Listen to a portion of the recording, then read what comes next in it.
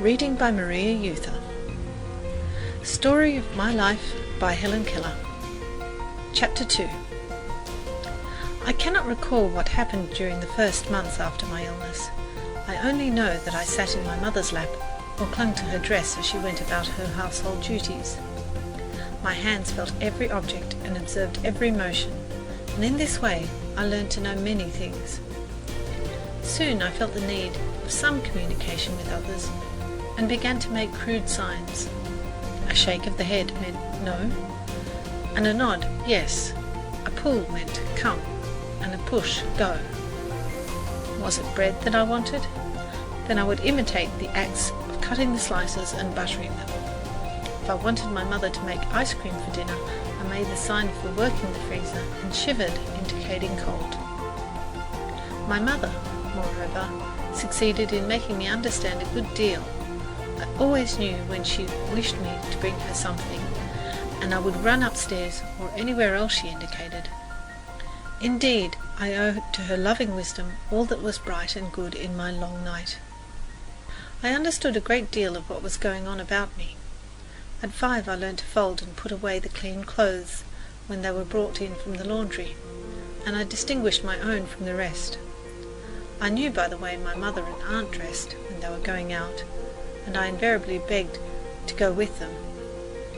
I was always sent for when there was company, and when guests took their leave, I waved my hand to them, I think in vague remembrance of the meaning of the gesture. One day some gentleman called on my mother, and I felt the shutting of the front door and other sounds that indicated their arrival. On a sudden thought, I ran upstairs before anyone could stop me, to put on my idea of a company dress. Standing before the mirror, as I had seen others do, I anointed my head with oil and covered my face thickly with powder.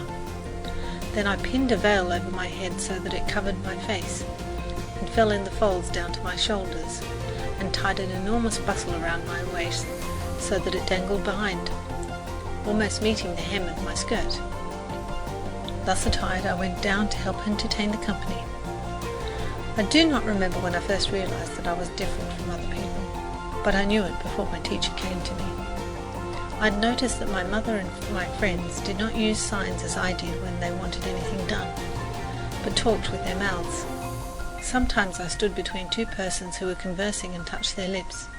I could not understand, and was vexed. I moved my lips and gesticulated frantically without result. This made me so angry at times that I kicked and screamed until I was exhausted. I think I knew when I was naughty, for I knew that it hurt Ella, my nurse, to kick her. And when a fit of temper was over, I had a feeling akin to regret.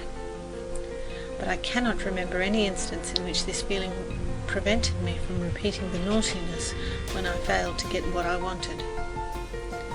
In those days, a little coloured girl, Martha Washington, the child of our cook, and Bill, an old setter and great hunter in her day, were my constant companions.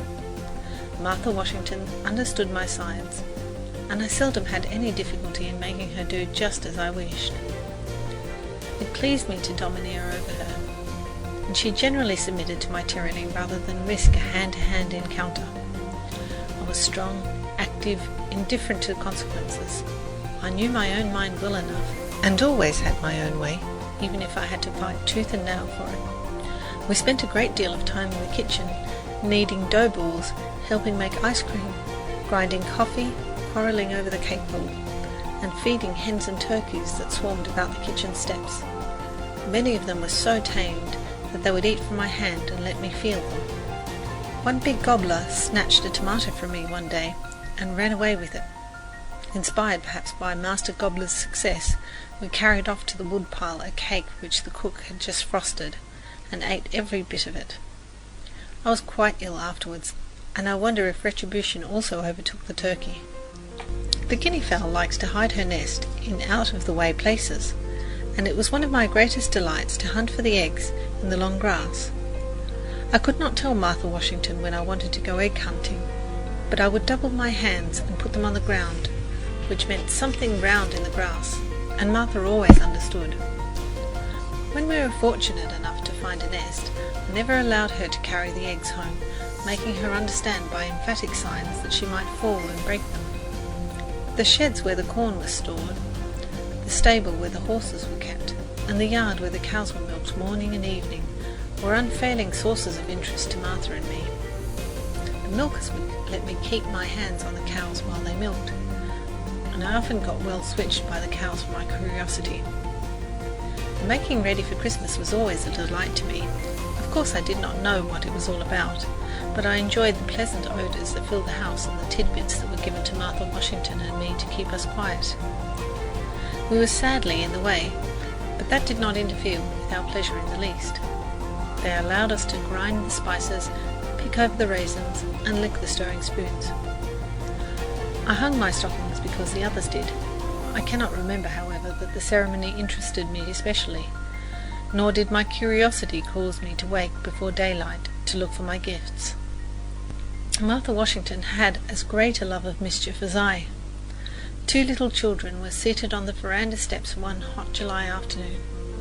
One was black as ebony, with little bunches of fuzzy hair tied with shoestrings sticking out all over her head like corkscrews. The other was white, with long golden curls. One child was 6 years old, the other 2 or 3 years older. The younger child was blind, that was I, and the other was Martha Washington. We were busy cutting out paper dolls, but we soon grew wearied of this amusement, and after cutting up our shoestrings and clipping all the leaves off the honeysuckle that were within reach, I turned my attention to Martha's corkscrews. She objected at first, but finally submitted. Thinking that turn and turn about is fair play, she seized the scissors and cut off one of my curls, and would have cut them all off but for my mother's timely interference. Bill, our dog, my other companion, was old and lazy, and liked to sleep by the open fire rather than to romp with me. I tried hard to teach her my sign language, but she was dull and inattentive. She sometimes started and quivered with excitement, then she became perfectly rigid, as dogs do when they point a bird. I did not then know why Belle acted in this way, but I knew she was not doing as I wished. This vexed me, and the lesson always ended in a one-sided boxing match. Belle would get up, stretch herself lazily, give 1 or 2 contemptuous sniffs, go to the opposite side of the hearth, and lie down, and I, wearied and disappointed, went off in search of Martha. Many incidents of those early years are fixed in my memory, isolated but clear and distinct, making the sense of that silent, aimless, dayless life all the more intense. One day I happened to spill water on my apron, and I spread it out to dry before the fire which was flickering on the sitting room hearth. The apron did not dry quickly enough to suit me, so I drew nearer and threw it right over the hot ashes. The fire leapt into life. The flames encircled me so that in a moment my clothes were blazing. I made a terrified noise that brought Vinnie, my old nurse, to the rescue. Throwing a blanket over me, she almost suffocated me, but she put out the fire. Except for my hands and hair, I was not badly burnt. About this time I found out the use of a key. One morning I locked my mother up in a pantry where she was obliged to remain 3 hours, as the servants were in a detached part of the house. She kept pounding on the door while I sat outside the porch steps and laughed with glee as I felt the jar of pounding. This most naughty prank of mine convinced my parents that I must be taught as soon as possible. After my teacher, Miss Sullivan, came to me, I sought an early opportunity to lock her in her room. I went upstairs with something which my mother made me understand I was to give to Miss Sullivan, but no sooner had I given it to her than I slammed the door, locked it, and hid the key under the wardrobe in the hall. I could not be induced to tell her where the key was.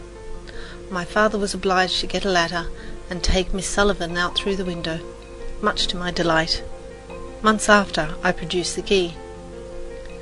When I was about 5 years old, we moved from the little vine-covered house to a large new one.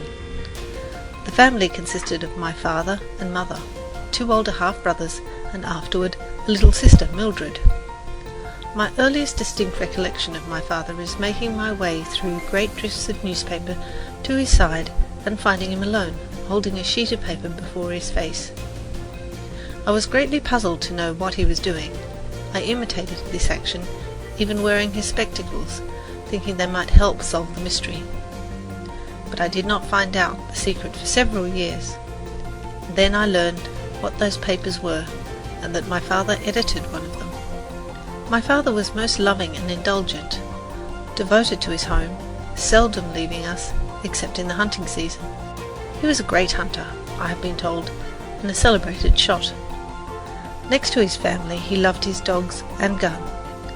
His hospitality was great, almost to a fault, and he seldom came home without bringing a guest. His special pride was the big garden where, it was said, he raised the finest watermelons and strawberries in the country, and to me he brought the first ripe grapes and choicest berries. I remember his caressing touch as he led me from tree to tree, from vine to vine, and his eager delight in whatever pleased me. He was a famous storyteller. After I had acquired language, he used to spell clumsily into my hand his cleverest anecdotes, and nothing pleased him more than to have me repeat them at an opportune moment. I was in the north, enjoying the last beautiful days of summer in 1896, when I heard the news of my father's death. He had had a short illness. There had been a brief time of acute suffering, then all was over. This was my first great sorrow, my first personal experience with death. How shall I write of my mother? She is so near to me that it almost seems indelicate to speak of her. For a long time I regarded my little sister as an intruder. I knew that I had ceased to be my mother's only darling, and the thought filled me with jealousy. She sat in my mother's lap constantly, where I used to sit, and seemed to take up all her care and time. One day something happened which seemed to me to be adding insult to injury. At that time I had a much petted, much abused doll, which I afterward named Nancy. She was, alas, the helpless victim of my outbursts of temper and of affection, so that she became much the worse for wear. I had dolls which talked and cried and opened and shut their eyes, yet often spent an hour or more rocking her. I guarded both doll and cradle with the most jealous care, but once I discovered my little sister sleeping peacefully in the cradle. At this presumption on the part of one to whom as yet no tie of love bound me, I grew angry.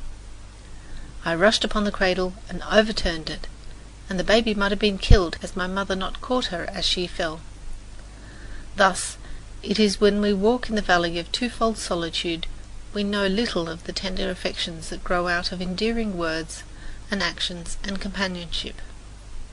But afterward, when I was restored to my human heritage, Mildred and I grew into each other's hearts, so that we were content to go hand in hand wherever caprice led us, although she could not understand my finger language, nor I her childish prattle. End of chapter. Read by Maria Euther on 10th of August